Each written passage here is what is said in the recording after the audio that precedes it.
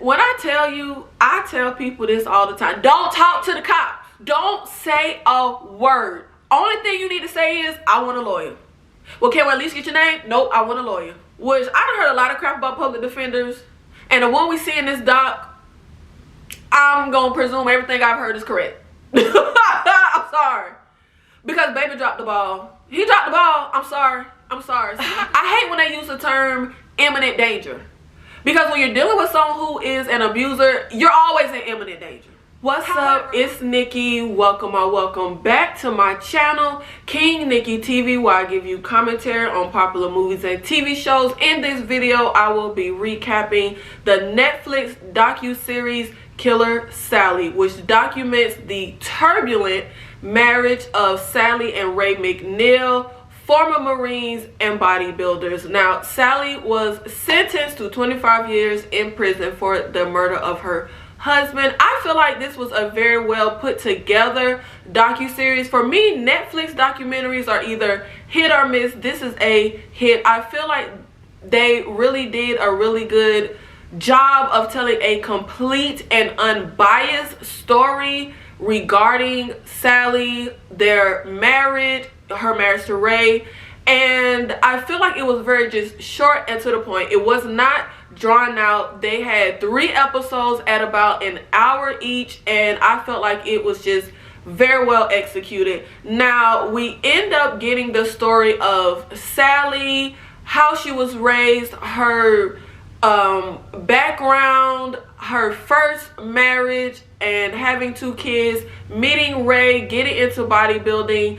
And I felt like it was just a very well just rounded full story, and I walked away not really feeling like, I don't think the point is whether someone was right or wrong or innocent or not. I feel like it is just a very sad tale of a cycle of abuse. Ray and Sally both grew up in abusive homes. They both had issues, so it was just a terrible storm when they came together. Now we get into the bodybuilding culture, which I thought was really interesting.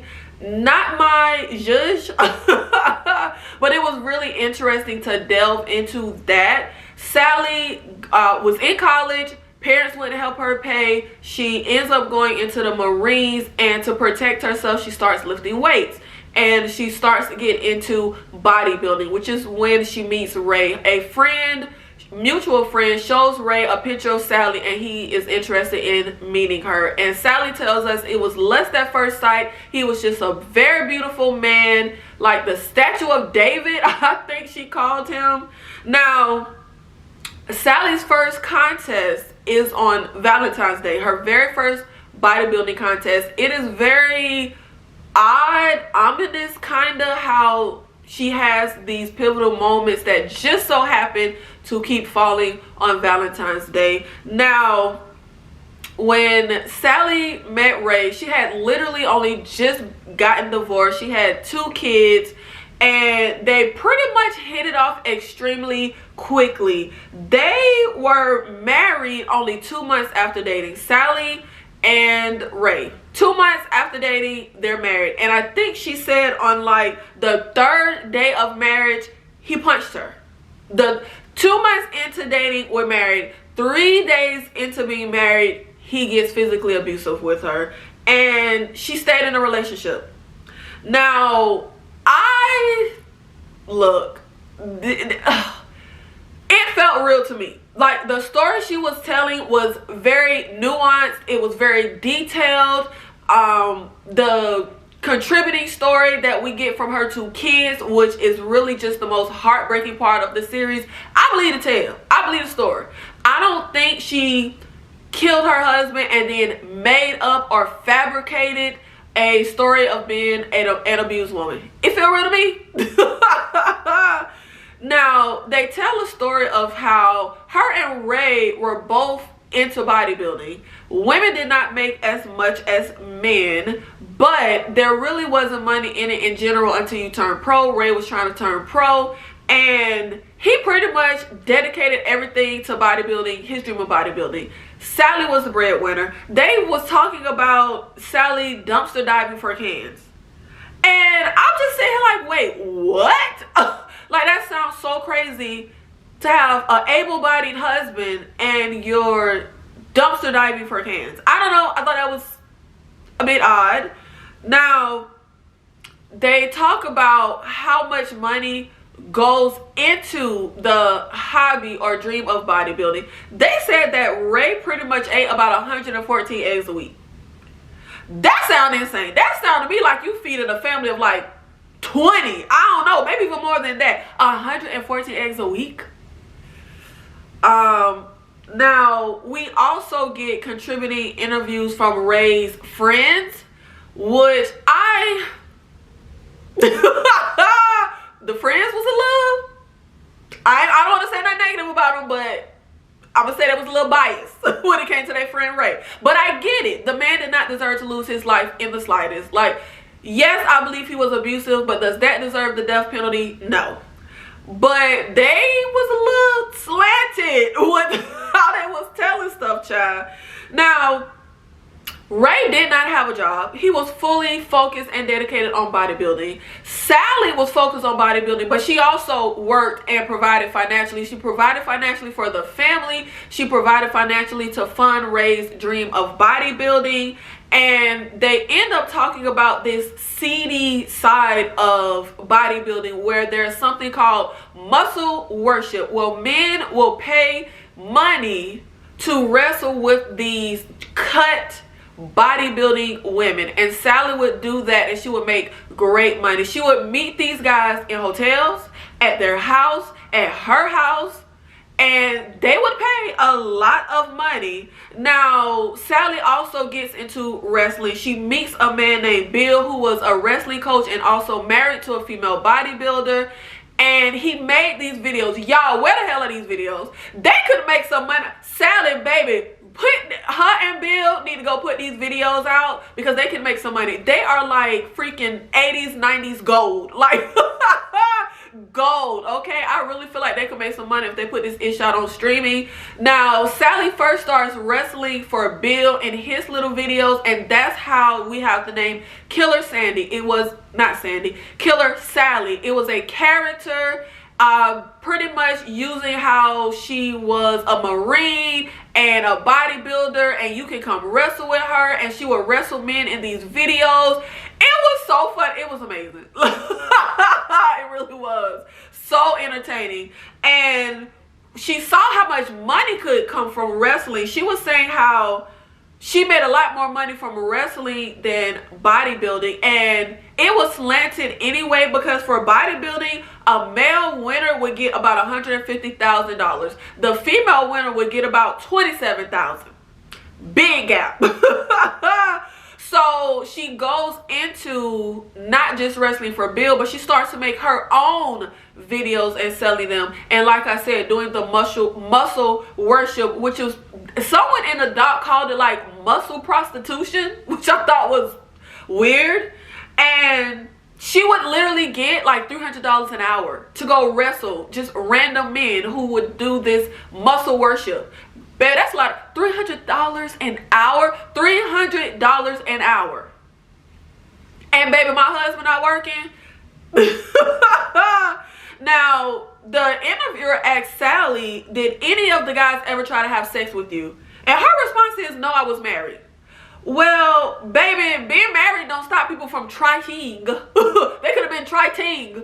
Just because you was married does not mean nobody's going to try. I felt like that was a very evasive way to answer the question. Just because you're married does not mean no one ever tried to solicit any type of sex. I mean, the way she was dressed, kind of scantily clad, because I mean, you're wrestling. You're not going to have on a freaking turtleneck. You're wrestling these guys. You're all over their body. They're on your body because you're wrestling. And that's not to say that she's scantily clad or all over their body in a negative way as far as her, but I'm just saying men on men. And it's not to say that they would never just try to solicit or ask, hey, I'm giving you $300 to wrestle, how much more to yada yada yada. And that's not to say that she ever accepted, But the answer of, did anyone ever try to have sex with you, to answer, no, I was married, nah, that's not how it works. Men hit on married women all the time. Now, they talk about how Sally, as I was just explaining, working, and Ray not, she paid for everything. Living expenses, Ray's dream of bodybuilding, it was all on her. Now, Ray goes to place in Mr. Olympia, number 15 spot. Not very good. They speak on how Ray was extremely insecure when it came to his body, which I thought was very interesting, how Sally spoke about how men kind of have an opposite anorexia effect, where it's him wanting to be big and wanting to be muscular, where, you know, most women, it's wanting to be skinny. And he looked freaking rip cut, crazy big bodybuilder to me. So I don't know why he was so insecure, but he was. And we all know insecurity isn't necessarily just based on how you look. It's a mental thing. Now, we get into how I cannot remember what competition it was, and I don't have the exact competition in my notes, but he goes to place in a certain competition, and he goes on stage and they have you flex and do all the different poses and stuff like that. And there was a bigger man, because apparently Ray was a shorter guy, and Ray didn't think he made the cut.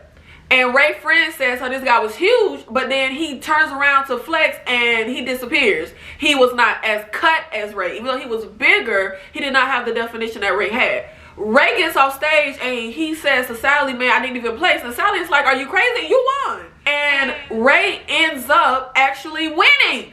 Like, he didn't even think he would place, but he won. And that just goes to show you that dysmorphia, when it comes to how he saw himself and his insecurity compared to how the judges in the world saw him. They even have a scene where Ray is just walking, I think they were walking along like the beach, hanging out with the kids, and people on a bus just woo at Ray, because as he's just walking down the street. Because people really just reacted and responded to the way this man looked. But he was very insecure. Now, let's get into Ray's friends in the documentary. Now, I completely understand you loved your friend. Your friend lost their life. That's not a game. That's nothing to play with. That's a lot of grief. I get it. And I get wanting to be on your friend's side. But right is right and wrong is wrong. And just because you do wrong, that does not make you a monster, but you did wrong. Now, I feel like unbiasedly, I'm on the outside looking in, Ray was using old girl. The story the friends tell about how Ray was consistently just cheating, serial cheating on Sally, planning to leave her, in love with someone else. And the woman he was in love with, child, we're gonna get to that, because, baby. But you're using Sally and physically abusing her. It's not right. The friends going to saying how Ray was such a gentle giant, but he had a short fuse. Wait a minute. Is you a gentle giant or do you have a short fuse? Because you can't be both. You're either a gentle giant or you have a short fuse. Like, baby, friend, you're contradicting yourself. It's just astonishing to me the excuses folks will make. The allowances they will make for their friends, especially for men. Sorry. Ray, be his wife. The kids tell disturbing stories of them beating on the kids. On Ray beating on the kids. Having to watch, it's a son and daughter, Santina and John, that's the kids. John speaks on having to watch his sister get beat down by Ray, knowing he was next. That does not a gentle giant make. I'm sorry. And I feel very empathetic towards Ray, because he lost his life very young and he was abused as a child.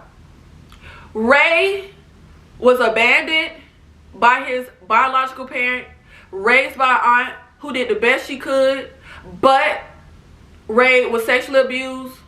He was abused growing up. I'm pretty sure. I'm not a professional, but that plays a part in your mentality and how you cultivate your identity and how you respond and react to things in life, and being abusive. 9 times out of 10, people who are abusers were abused. Sally grew up. Parents were alcoholics. She had a stepdad. Abusive. They jumped on Sally because she was dating a black man. And that was the time. They called her, slurs for what they would call white folk back then, for hanging out with black folk. I ain't gonna repeat it. They were both victims of abuse and trauma. They both had issues. They both was wilding out. They both were violent and abusive. Like, it's multiple things can be true. Ray could have been a great friend to you and abusive to his wife, and a terrible husband, and abusive to the kids, and didn't deserve to die and lose his life at a young age. Like, multiple things can be true. But you can't say somebody is a gentle giant and say they got a short fuse. I'm sorry, but you can't. Now, they talked about how Ray, the friends would not say that Ray beat his wife. The friend would just say that when Ray and Sally would start to turn up and argue and stuff would get crazy, they would leave. I get it. I get it. I ain't sticking around either. Honestly, I'm not. I don't want to be around dysfunction. However, once you leave, you cannot account for what happens. You can't. So you leave when they argue and you never see your friend jump on his wife, but you can't say he didn't. You can't say he did. You can't say he didn't. You didn't see it. That's someone else's story to tell. That's for the kids and Sally. You just should not speak on that, in my humble opinion. You didn't see what went down. But they call him a gentle giant. But also talk about this story of him ripping a man's eye out. And I'm not very clear on how the story went down. Santina, the daughter, says that Ray came home. They called him dad. Her dad came home and was covered in blood. And she helped him clean up and asked him what happened. And his version was, it was self-defense. Someone tried to attack him, tried to take his life, and he had to defend himself. Now, when the friend tells the story, they were out at a club or something. There was a commotion. Ray ripped the guy's eye out. He didn't get arrested. I think the friend said that the bouncer or security at the place knew him and Ray. And the guy goes to the hospital and they hear that the guy is blinded. But the friend never specifies if this was self-defense. So I'm unclear on how exactly this situation popped off. Because he could have very well been defending himself. He could have been the perpetrator. It's not clear in how the story is told in the documentary. Santina wasn't there. She only knows the story that Ray told her. The friend was there but wasn't at, right in the midst. He heard the commotion going on and went over, and he does not specify exactly how it went down. But you're talking about your friend kind of like he's the greatest person in the world, and I don't doubt he was the greatest person in the world to his friends. I feel that way about my guy friends. The way someone is as a friend is not the same way they are as a partner. It's not. My male friends be doing some low down stuff for their girlfriends. And I ain't gonna defend them. I'm gonna let her be upset about it. Even though they're the greatest person in the world to me. Now, they talk about how great Ray is. But simultaneously, Ray was beating down on the kids, beating down on Sally, ripped the guy's eye out, serial cheater. Someone he chose to marry. Like, men are the ones who proposed. And Sally, they did not tell a story of Sally being unorthodox and proposing to Ray. For me, Ray was using her. Sally was obviously more in love with Ray than he was with her. She was, I want to say, obsessed as far as being in love with Ray. It was like he walked on water. He was God's gift. And Ray knew that. He knew he had a certain power over her. And he was using her because who wouldn't want to just live their dream and not have to work a 9 to 5? Just pursue your dream and not have to work a 9 to 5. I sure wish I could just do YouTube all day time and not working 9 to 5. Like Ray was good. He was not getting the short end of the stick in this partnership. And it irked me when the friends talked about, oh, well, Ray was in love with this other woman and was planning on leaving Sally. Oh, now that he done used Sally up and got everything he could get, he ready to leave. But he was okay, I ain't even finna get into it. But I think it was Santina or John who said that their dad was like Dr. Jekyll and Mr. Hyde, which most abusers are. Most abusers are charismatic. That's how they get you in. Like, most abusers aren't just, well, I guess I won't say most, but some abusers aren't just angry, mean, mad all day. They're normally jovial, funny, charismatic people who have some switch. Now, Santina speaks on how she didn't understand why her mother did not leave Ray. That was not their biological father, and he was very abusive, and she felt like her mother chose their stepdad over them. And I thought that was so sad. I thought that was so sad. I'm getting abused as a child, and my mother is picking this man over my well-being. Oh, that hurt my heart. Really, the saddest part of the story is the kids. It really is. Now, Sally ends up having a friend or someone she knew of that she sees in the paper was strangled by the boyfriend. And that is what Ray used to always do to Sally. He would strangle her. And her friend died. So she starts feeling like she has to get out or she's going to lose her life. And she starts planning an escape. She is telling the kids, be prepared to just pack up and leave. She is trying to get a certain amount of money together so that she can take the kids and go to her parents. Right when she makes this plan, everything hits the fan. On Valentine's Day. Now, the story that Sally tells is, it's Valentine's Day. Ray is not home. Now, for me, if I'm planning to leave, I don't care we not together on Valentine's Day. You just going to be out and do whatever you do. Sally know the man cheating. She just be threatening and fighting the little side chicks. I'm planning to leave. He ain't home on Valentine's Day. He obviously out doing whatever he doing. I wouldn't care. However, I get it. Sally's home. It's Valentine's Day. Ray not there. She's looking for Ray. She has one of his best friends is over.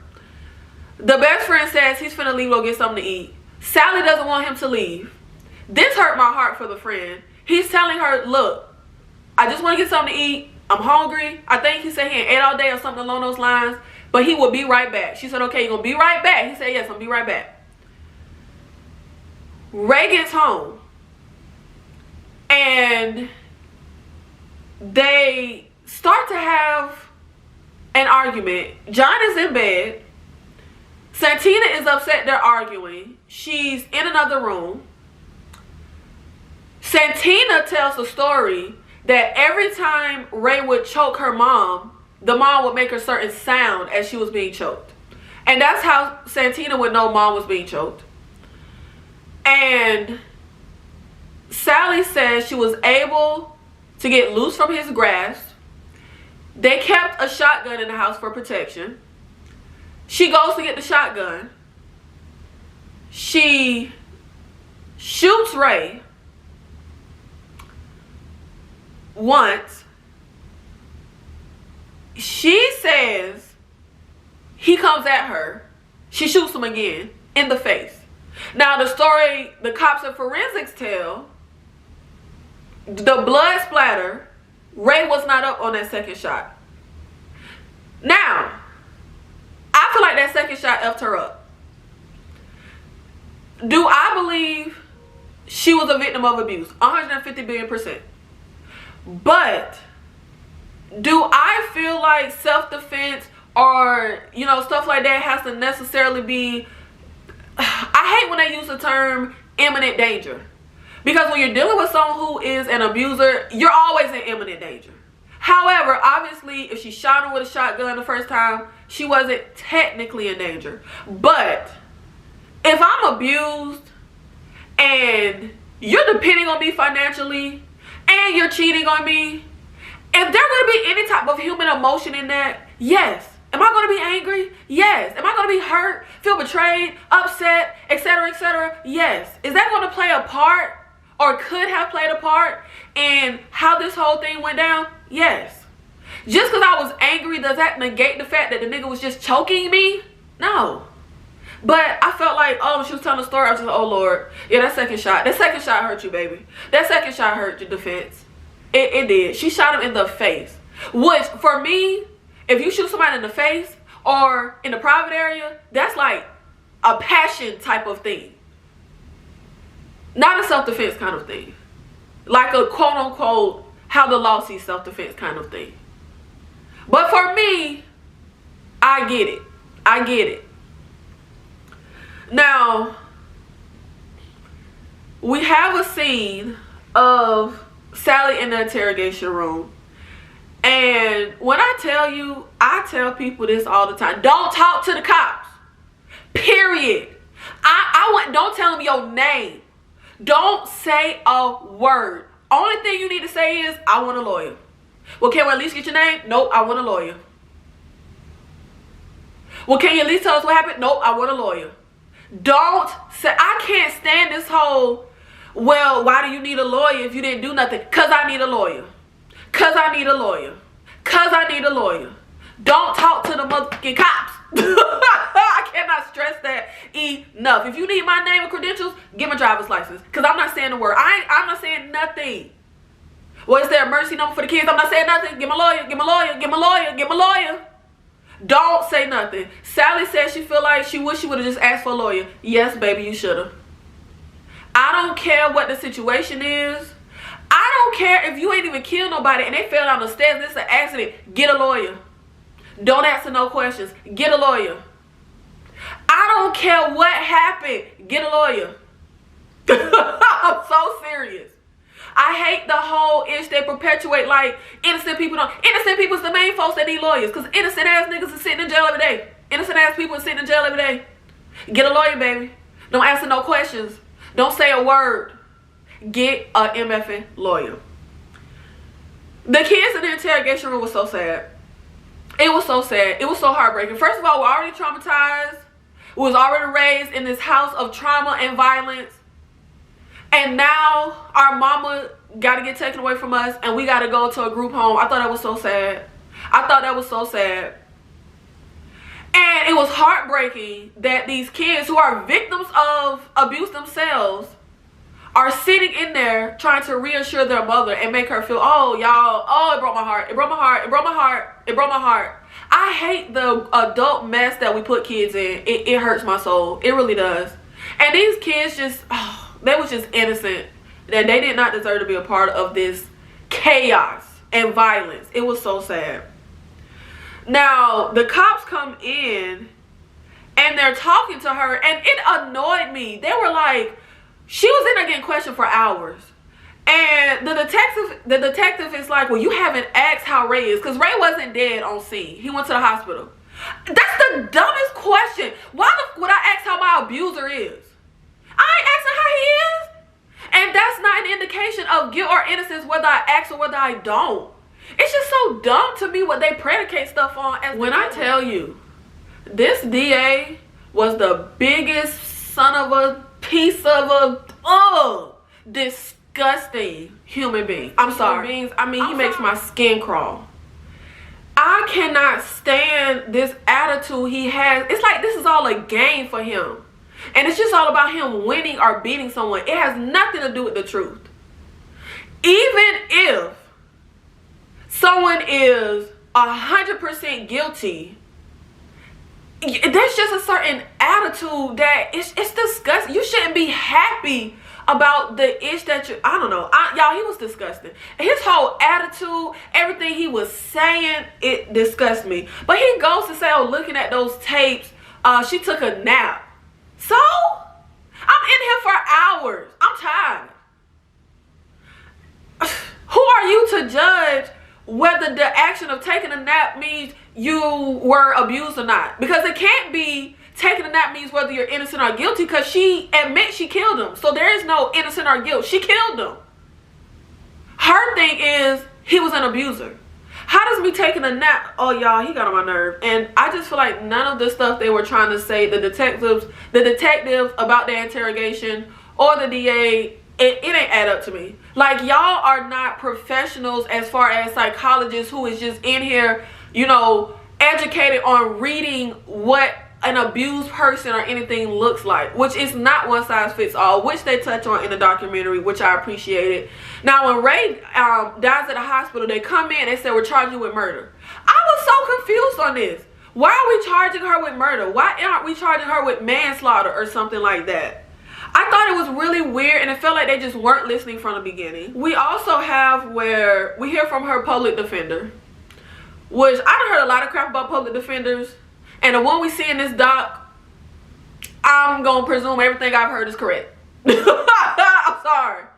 Because baby dropped the ball. He dropped the ball. I'm sorry. I'm sorry. Seemed like a good guy. Seemed like a well-intentioned guy. But he dropped the ball. Now, they talk about how Sally shot Ray twice. The public defender, scumbag, forgive me, talks about how Ray had 5 different steroids in his system. Sally had 1 steroid in her system. But he says, oh, but she's not using it as a defense. It doesn't matter what defense she's using. He has 5 different steroids in his system. Hello, roid rage. Baby, obviously there's some validity to the fact that he was being violent. And I was so confused through this whole thing because it's not like they were home by themselves. You have kids there, and not no little kids. Like, they're big enough kids to tell you accurately what happened. Especially Santina. John can tell you what happened as far as living in the house in general. But I was like, why is nobody talking to the kids? Santina can tell you what happened that night. Because she went out there trying to get her parents to stop arguing. She heard her mother being choked. But none of that, none of the steroids found in Ray's system seemed to matter at all throughout the trial. And I was so confused on that. Because I'm like, baby, y'all don't have to just go on Sally's word. That's not the type of situation this is. Now, the friends say how they did not agree with the narrative that Ray attacked Sally.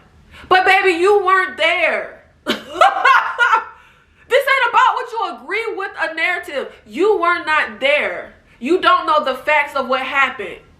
The kids can tell you Ray attacked Sally. I was so confused, y'all. I was so confused.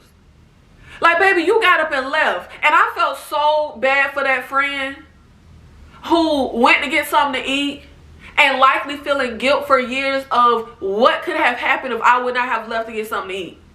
Maybe my friend wouldn't be dead. That's very sad and very heartbreaking. Like, I feel extremely empathetic towards him for that.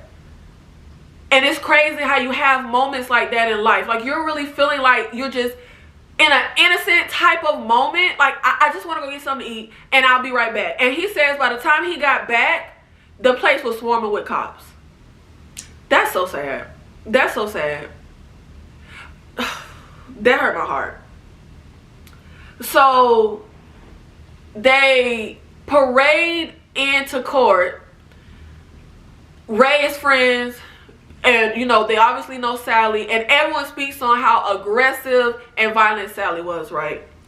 And her son John says his mom was very aggressive, that he was outside and another kid's dad slapped him, which, hold on, baby, who the hell is just out here just hitting another person's kids? That was insane to me. That was insane to me. Sally goes to the guy's house and beats him up.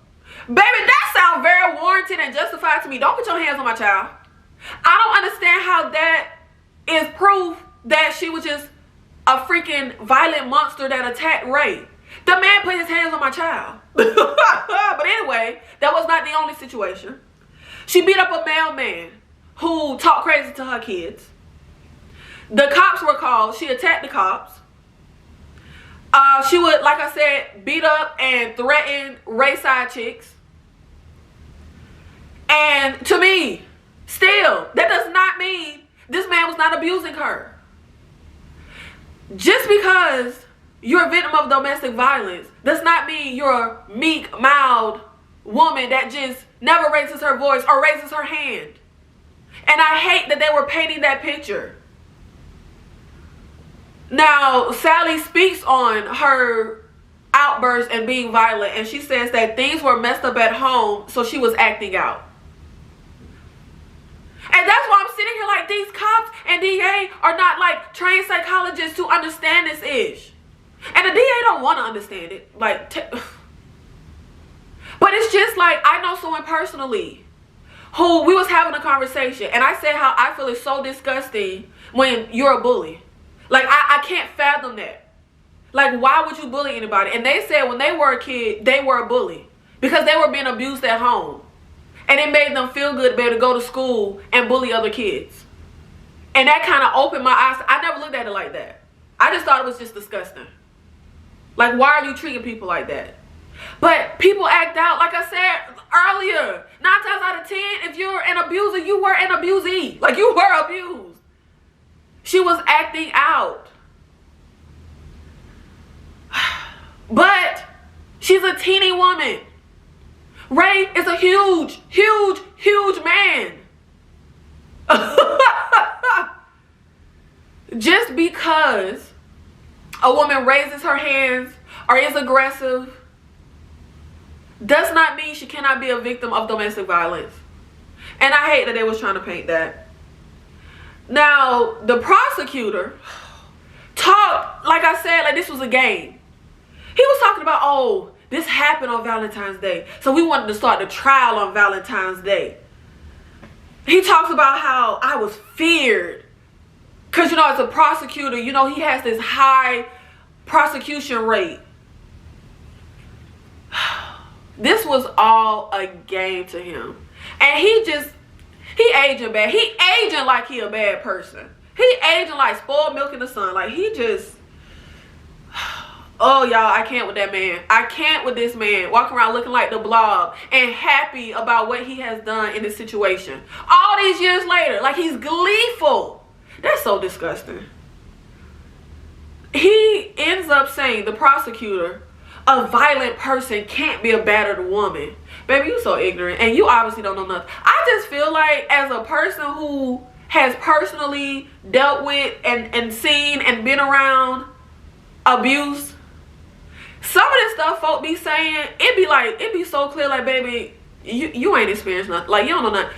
To say a violent person cannot be a battered woman, that's so ignorant. That's so ignorant.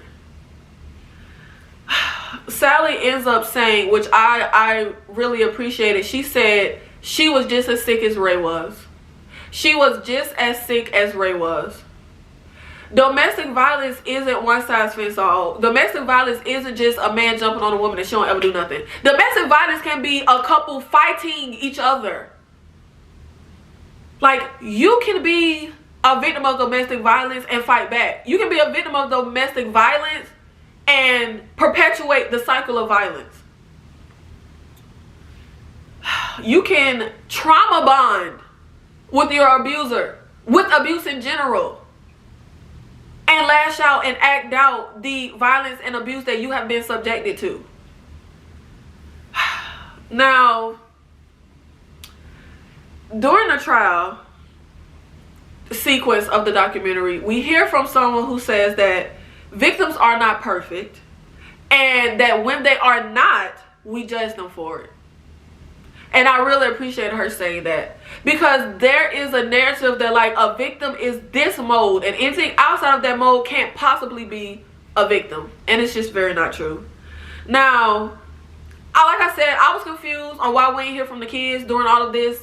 The kids ended up leaving to go be with her parents because she was in jail, and when she got out on bail, she did not want to disrupt their lives and bring them here just for them to have to go back and different stuff like that, which made complete sense. But I did not understand why the kids didn't come to both testify at the trial. I felt like the kids' testimony, if we want to go with what a court and justice is supposed to be, the kids' testimony to me would hold more weight with the facts of the situation than friends. The friends did not live in that house. I don't care how tight I am with my friends. I don't live in their house. I don't know what happens under their roof. I can't testify to that. The kids' testimony should have held more weight than friends. They lived in that house with Ray for years. They saw him abuse not only them, but their mother. I didn't understand that. They lived in a house that had intimate knowledge. The friends did not. So why did we parade the friends in? Why was that testimony even valid? I don't have a clue. Now, John speaks on how he wanted to testify, but I think they deemed him too young.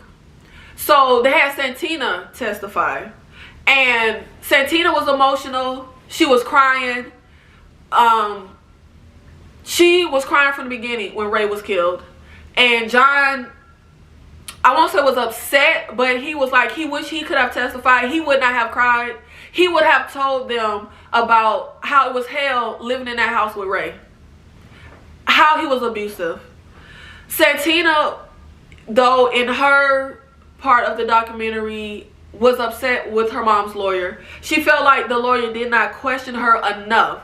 When Santina starts to cry, Sally's lawyer, asked the judge to, this is too much for her. She's a child. And I'm sitting here like, baby, I get it. But your client's life is on the line. Baby could cry a few tears for you to get the truth out. And it's not, yeah, I didn't like that. Santina also felt like he did not ask her the right questions. Because obviously you can't get on the stand and just start testifying and say whatever you want to say. You get asked questions. And that opens the door for you to say stuff. Oh God, the lawyer dropped the ball. Because we needed more than just Sally's word. And we needed the word of people to go against all the friends that was paraded into the courtroom. Now, the dang DA, who Sally says didn't care about the truth, he just wanted to win at all costs, which is very true. And he ends up saying in the documentary, there's no greater feeling than standing up for closing arguments and the world is your oyster, just like this interview. He's such a scumbag. I'm sorry. But the way he comes off in his documentary, he comes off like a scumbag. He comes off like such a pompous, arrogant, heartless, cold-hearted jerk. Just looking like, I can't. The prosecutor is literally cheerful all these years later. And even if you feel like, she killed him and her life was not right at that moment in danger and she should have gone to jail, I don't see how you just don't feel no kind of remorse in the slightest, because baby was abused and baby did not deserve to be in jail for 25 years. 25 years. Baby, I'm 36. I cannot imagine losing 25 years of my life. That means I would have had to go to jail at what, 11? And get out at 36?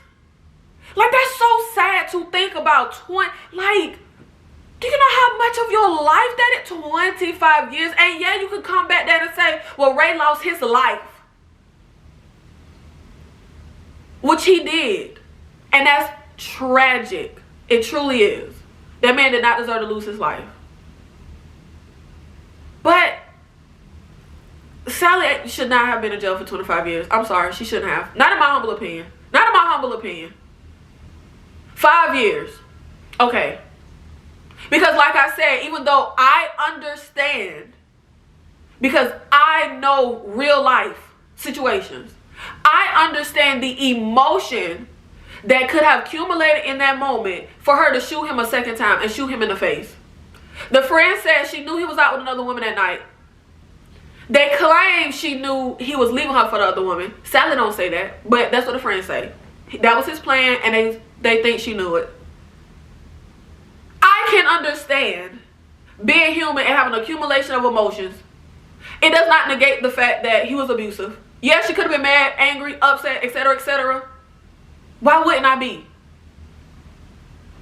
And even though I understand and empathize, I get, okay, maybe 5 years.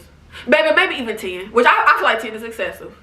But maybe even 10. But 25 years when this woman was freaking abused, choked the fuck out, used. But I really feel like the prosecutor ain't give a ish about the facts. He didn't give a ish about the truth. All he cared about was winning and beating Sally and moving on to somebody else to beat and win. Now, Sally ended up being convicted, and she was denied parole 5 times. Y'all, it was so insane to me how they really painted this woman out to just be such a menace and a monster, because they played on the fact that she was a Marine, and they played on the fact that she was a bodybuilder and she did wrestling. And one reason why I'm just not one for the whole, like, I don't believe in jail and the justice system and stuff, is because it's all just a game and semantics. When Sally testifies, she's asked, have you ever been known by the name Killer Sally? She says no, because baby was never known by that. And her lawyer even says in the documentary, if he would have asked the question, did you ever play a character named Killer Sally, she would have said yes. Because that was the persona that she was acting in those videos, was the Killer Sally character. That's not what she was known by. But the way they play in the courtroom, oh, she's lying. And that opened the door for him to be able to play the tapes for the jury. And you see this muscle-bound Marine woman sitting up on top of the tank, and it's Killer Sally. I hate that part of this. Like, it's all just a game. I don't like that.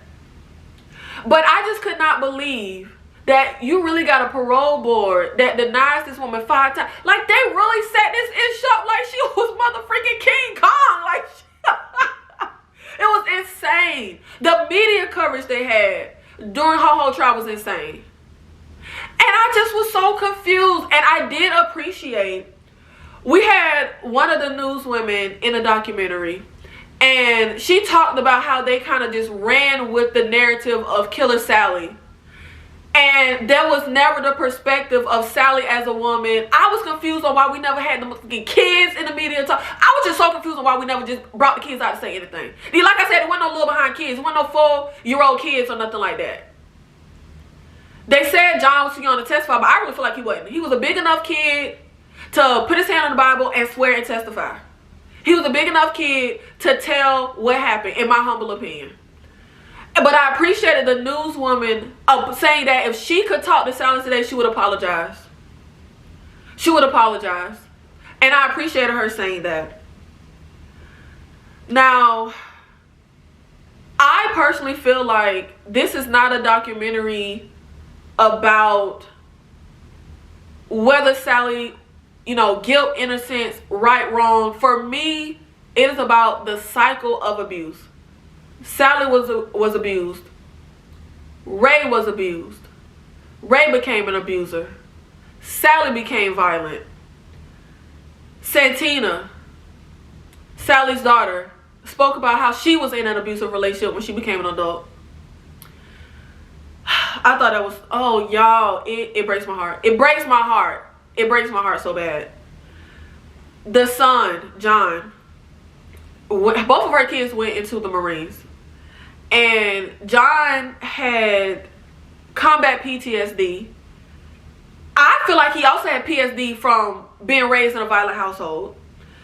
He had drug and alcohol addiction that he sought treatment for. He said he was self-medicating because of his traumatic childhood.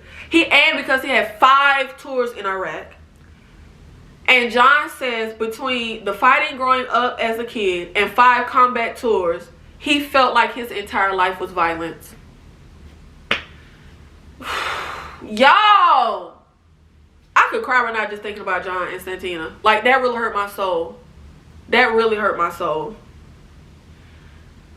It's like kids are literally just at the mercy of the adults around them. Oh, it hurts my heart. Now, John speaks on how he was married and he just wasn't right in that situation. And he didn't specifically say that he was abusive, but that's what I deduced. But God, it hurt my soul. It hurt my soul. When he said he feel like his entire life has been violence, like, that hurt my heart.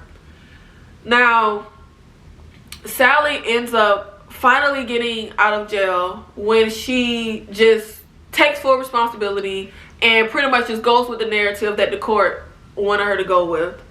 She got help from VTC because she was a Marine. They got her housing. She got a job at a warehouse. She's a part of a support group.